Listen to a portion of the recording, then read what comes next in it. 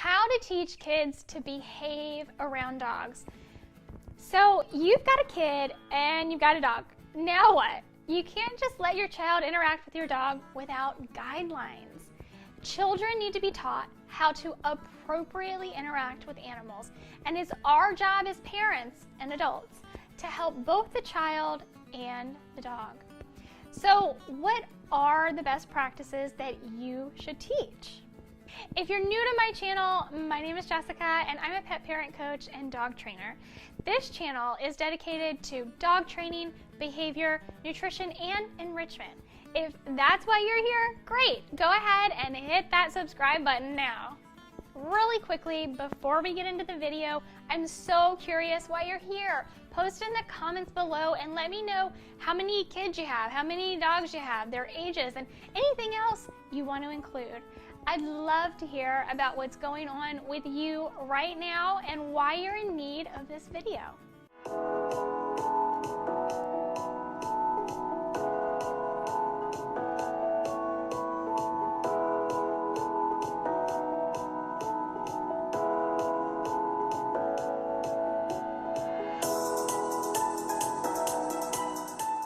Awesome.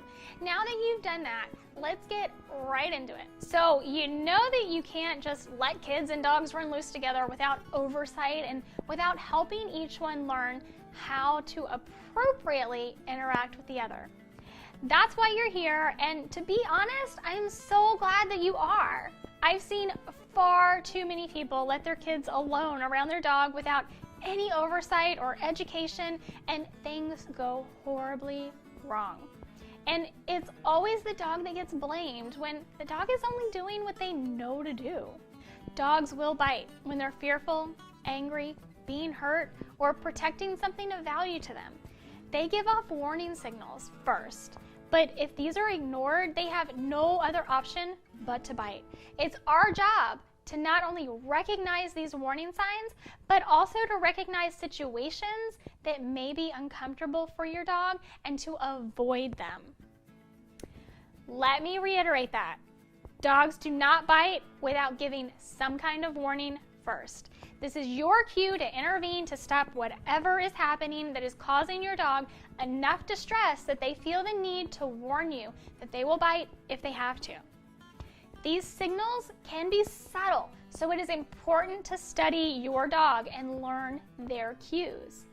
Here are some additional tips to help you navigate how to teach your kid how to properly interact with your dog and any other dog they come in contact with throughout their life. Number 1, never touch a dog that you don't know. 2, even if you know the dog, always ask their owner or handler if it is okay to pet the dog. 3, if you are granted permission to pet the dog, make sure not to invade the dog's space. Offer your closed hand to the dog to sniff. If the dog does not come over to sniff your hand, respect that and do not pet them. 4, do not approach a dog from behind. It can be considered threatening to a dog to approach from behind or to pet them on top of their heads. Instead, pet them, if they're allowing you to, on their back or chest. 5, if you are petting a dog and they back away, stop petting. Give the dog space and don't force yourself on them. 6, do not stare at a dog, kiss them, or put your face in their face. This is threatening to a dog. Instead, look at a dog briefly, then look away. Look and then look away. This is calming to a dog and lets them know that you are not threatening. 7, do not, under any circumstances, tease a dog. Dogs do not like this. 8, if a dog is tied up or enclosed in a space such as a fenced yard, do not approach or pet them. 9, if you see a dog loose in your neighborhood, do not chase them, but tell an adult immediately. 10, if a dog has food, do not come up to them. Do not pet them and never try to take their food out of their bowl or out of their mouth. 11, if a dog is sleeping, do not wake them up or touch them. If you startle them, they may bite. 12, do not take a bone or toy away from a dog. 13, Do not try to physically move or push a dog. If a dog is in your way or on a piece of furniture that you need them to move from, get an adult to help you. 14. If a dog scares or startles you, don't scream and run away. The dog may think that you're playing a game and chase you. Instead, be as boring as possible. Be quiet, stand still, and put your hands by your side. This way, the dog will get bored and not want to interact with you. Once the dog walks away, go get an adult. 15. If you are at a friend's house and their dog is being a handful, don't be afraid to ask an adult to put the dog in another room. It's better to be safe. 16. If you think a dog is trying to bite at you, grab anything you can, a coat, a bag, a pillow, anything, and place it between you and the dog. Back away until you can get to a safe place or to an adult. 17.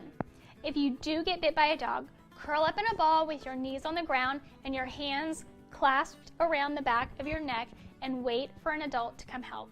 18. Dogs do not like to be hugged or kissed. Coming into close contact to kiss or hug a dog may seem like affection to you, but to a dog, it's a threatening posture that means you are trying to fight. In general, dogs are at best unsure of kids, especially young kids. They behave erratically and are very loud. While children are not generally a dog's favorite type of person, that doesn't mean that kids and dogs can't live happily in the same home. In fact, it is very achievable. All you have to do is teach each how to behave appropriately with the other. Let me know in the comments if any of these tips triggered a light bulb in your head. I know that not all of us were taught how to behave around animals as a child, so we may not know how to teach our children.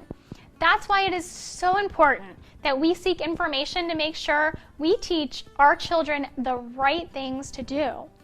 I hope you learned the best practices to teach kids how to behave around dogs. If you have any questions, feel free to post them in the comments below. If you like this video, make sure to give it a thumbs up. And if you haven't already, click that subscribe button. Thanks for watching, and I'll see you